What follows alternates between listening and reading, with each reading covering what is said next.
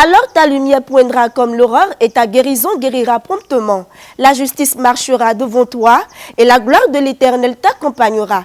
Bonjour fidèles internautes et bienvenue au journal sur Moride TV.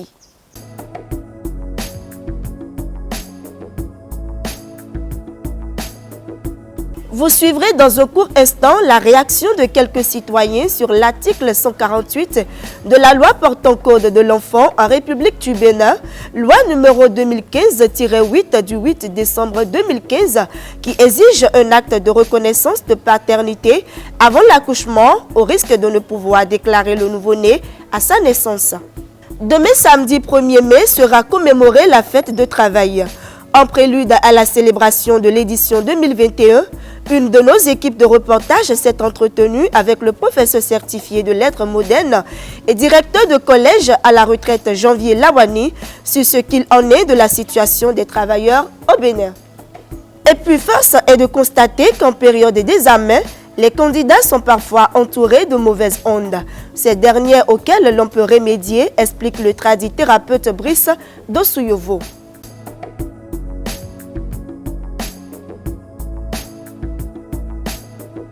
À nouveau, bienvenue. Depuis quelques jours circule sur les réseaux sociaux un acte de reconnaissance de la paternité en rapport à l'article 148 de la loi numéro 2015-08 portant code de l'enfant en République du Bénin qui stipule qu'avant l'accouchement, il faut prendre l'acte de paternité au risque de ne pouvoir déclarer le nouveau-né à sa naissance.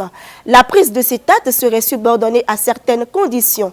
À cet effet, nous avons recueilli pour vous l'avis de quelques citoyens de la ville de Porto Novo. Suivez plutôt.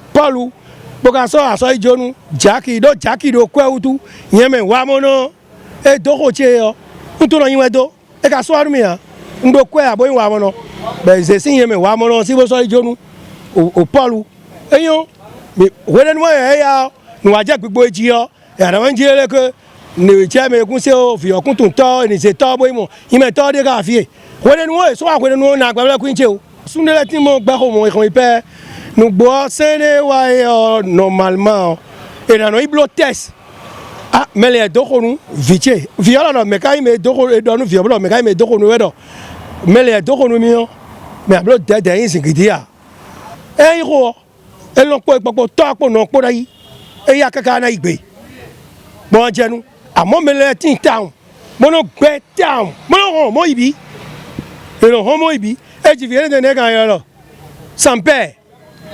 Pas de père, c'est grave. Nous motivons, mais tu l'as mis. 5 minutes, et doit wazo. Titengbe, nous d'agwe, bon mais quoi?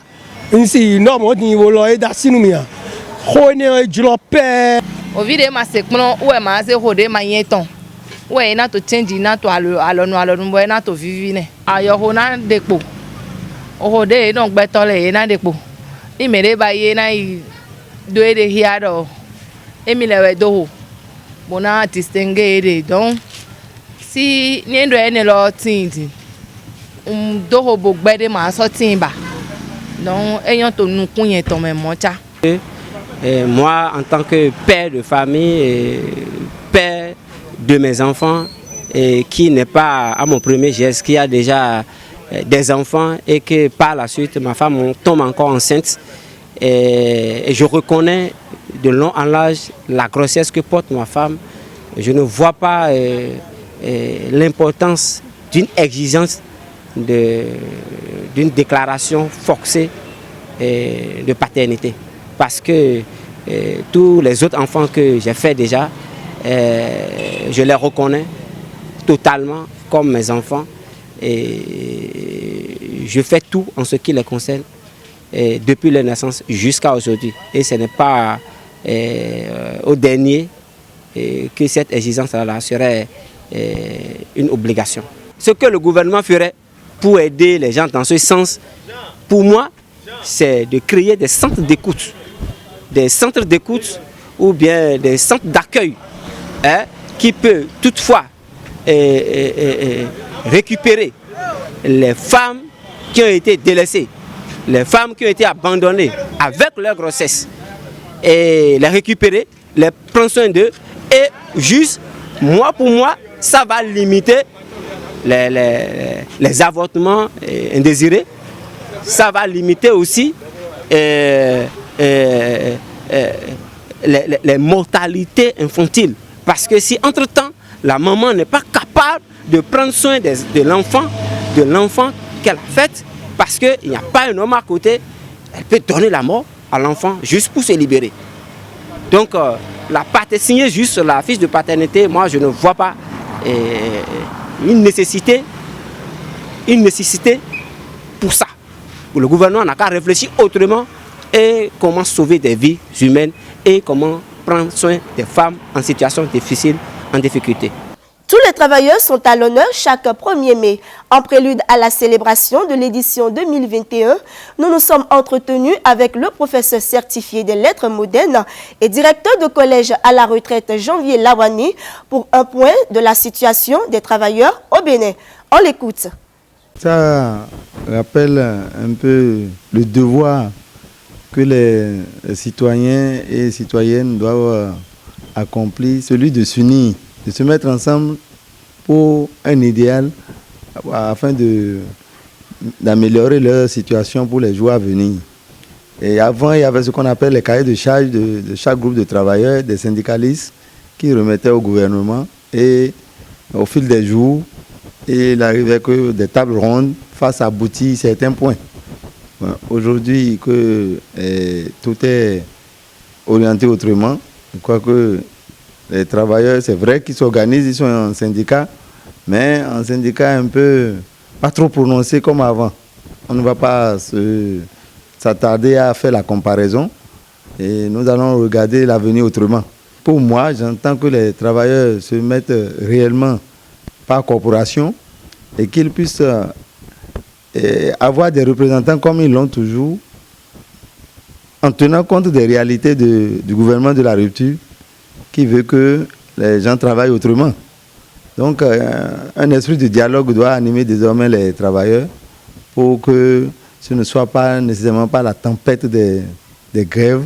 D'ailleurs, c'est interdit. Il n'y a que 10 jours dans l'année seulement pour les groupes de travailleurs là. Et au lieu d'aller par la grève, il faut que vraiment le dialogue soit accentué et que le gouvernement aussi puisse écouter les travailleurs, parce que sans les écouter, et s'il faut travailler avec un cœur lourd, avec des revendications non prononcées, vraiment, le rendement n'est pas trop bien. Et nos syndicalistes aussi, nos travailleurs de toutes les catégories, à commencer même par les paysans, aujourd'hui qu'il faut réorganiser. Parce qu'on est en train de voir des secteurs que nous avons négligés pendant longtemps là, qui émergent aujourd'hui. Exemple, le coton dans notre pays. Nous sommes devenus les premiers, une puissance sur la production du coton aujourd'hui. Si on peut réorganiser aussi chaque secteur, des fruits, des légumes et autres, notre pays va être lancé du point de vue agriculture comme on le fait en Côte d'Ivoire, au Cameroun, un peu partout. Mais nous ne sommes pas un pays aussi pauvre que ça. Seulement, il faut de l'organisation, il faut que la corruption puisse être vraiment verrouillée pour que les gens n'aient plus d'issue pour faire avaler l'argent du pays en désordre et que les jeunes puissent être orientés autrement.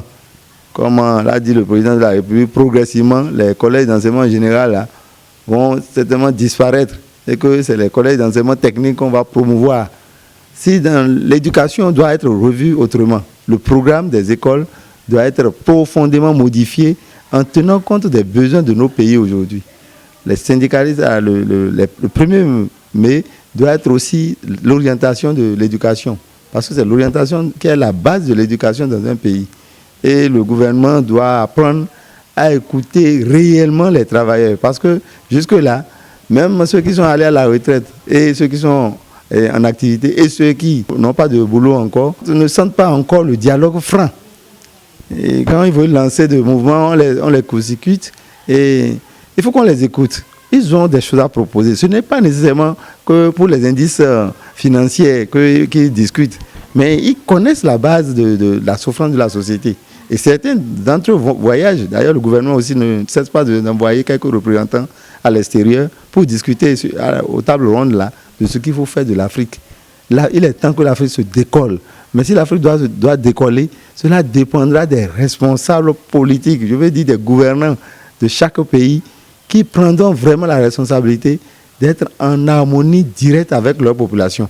Si on crée un trou entre les travailleurs et les gouvernants, le pays ne peut pas marcher.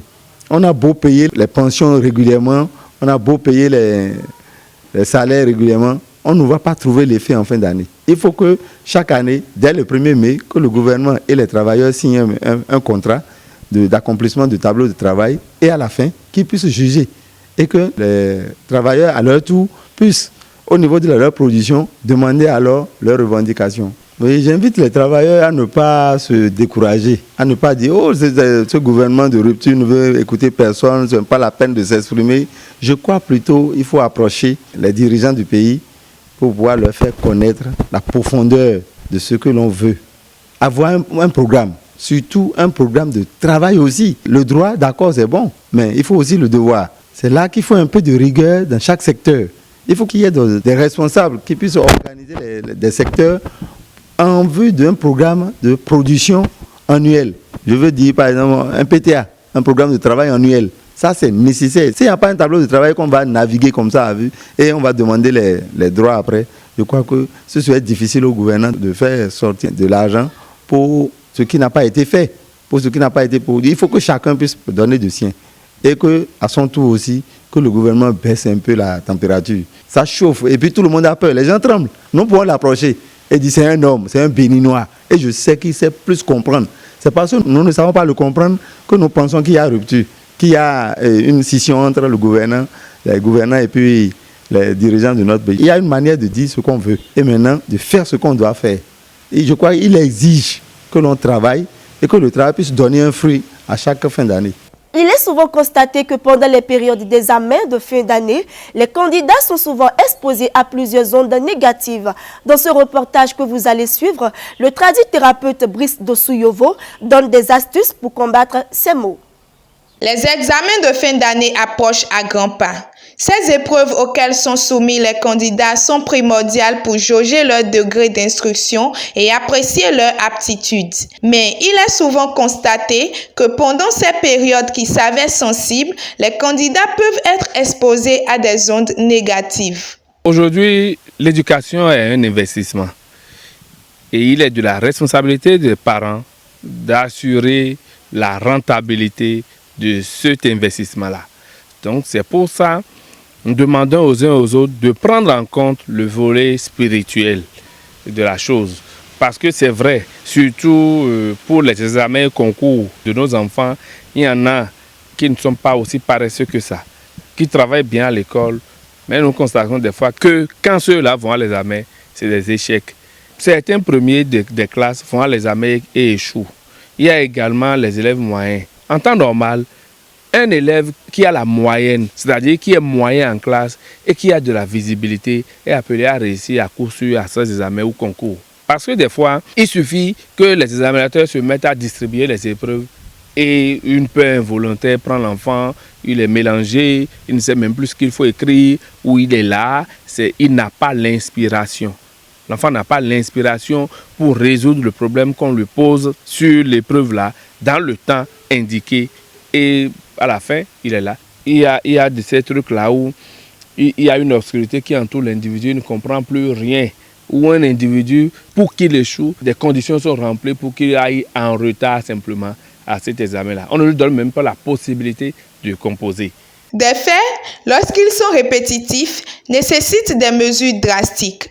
Le promoteur de la Maison de la Feuille, Brice Dosouyovo, donne ici quelques astuces de prévention. Nous invitons les parents à prendre leurs responsabilités. Parce que, voyez-vous, l'homme est tridimensionnel. Il y a le corps, il y a l'âme, l'esprit. Il y a le cognitif, c'est-à-dire ce que les enfants vont apprendre à l'école. Mais au-delà de ça, il y a un aspect spirituel également qui peut accompagner les enfants dans leur réussite. Nous, à la Maison de la Feuille, avec nos différentes salles de bain qui peuvent purifier les individus, neutraliser les laves négatives, leur donner la visibilité qu'il faut pour que ces élèves-là puissent rendre ce qu'ils ont appris à l'école de façon favorable. Nous sommes en Afrique, il ne faut pas qu'on l'oublie. Nous sommes en Afrique et les facteurs endogènes culturels peuvent intervenir dans la réussite de nos enfants. Donc c'est pour ça, quand vous venez à la Maison de la Feuille, vous avez les salles de bain, nous avons la possibilité de faire des consultations, on a la possibilité de voir avec les enfants, avec les aides-mémoires, pour faire augmenter le QI de l'enfant, c'est le premier facteur. Que l'enfant ait la possibilité d'apprendre et de retenir ce qu'on lui aurait appris en classe, qu'il soit capable de rendre ce qu'il aurait appris en classe. En fait, il est question de maximiser notre chance de réussite aux examens et concours. Il est de la responsabilité, je l'ai dit, je le répète, des parents d'assurer, de s'assurer de la maximisation de toutes les conditions de réussite aux examens et concours de leurs enfants. Parce que l'école aujourd'hui est un investissement. Il y a également sur le plan professionnel des gens qui sont appelés à avoir de la promotion, mais qui ne l'ont pas, et qui commettent des fautes professionnelles graves sans même s'en rendre compte. Donc c'est des trucs qui arrivent, qui peuvent perturber le parcours professionnel d'un individu. Donc nous sommes là, garants de la tradition, nous pouvons aider tout ce monde-là à résorber les problèmes spirituels qui peuvent perturber le cursus professionnel. Il profite pour rassurer de la source de ces médicaments et bains. Lorsque nous parlons de Dossu-Ovo, dit la feuille non le fétiche, c'est vraiment la feuille non le fétiche. Voyez-vous, Dieu a créé l'homme et lui a donné la force et le pouvoir de dominer les anges et les esprits. Ce n'est que ça que nous faisons. Et avec des plantes banales, nous avons la possibilité de régler des problèmes spirituels, je dirais, très importants à nos amis. Et donc, c'est pour les rassurer de ne pas s'inquiéter. Il n'est pas question que nous leur fassions découvrir ou les amenions vers des trucs peut-être qu'ils n'auraient pas aimé. Et c'est la feuille, non le fétiche. Nous ne faisons que manipuler la feuille pour avoir les résultats escomptés. Rappelons que ces faits évoqués, qui sont une réalité très fréquente de nos jours dans la société africaine, sont pour la plupart négligés par les parents. Pourtant, ceci constitue un frein pour les enfants dans leur élan académique. C'est donc l'occasion pour les parents de remédier à tout ceci en prenant des décisions favorables pour le bien-être de leur progéniture. Ainsi se referme cette édition, amis internautes. Surtout, n'oubliez pas d'aimer la vidéo et de vous abonner sur notre site web www.moride-prod.bj, la page Facebook Moride TV, la chaîne YouTube Moride Prod et actionnez la cloche de notification pour ne rien rater de nos informations. Merci de nous avoir suivis. Très bonne suite de programmes sur Moride TV.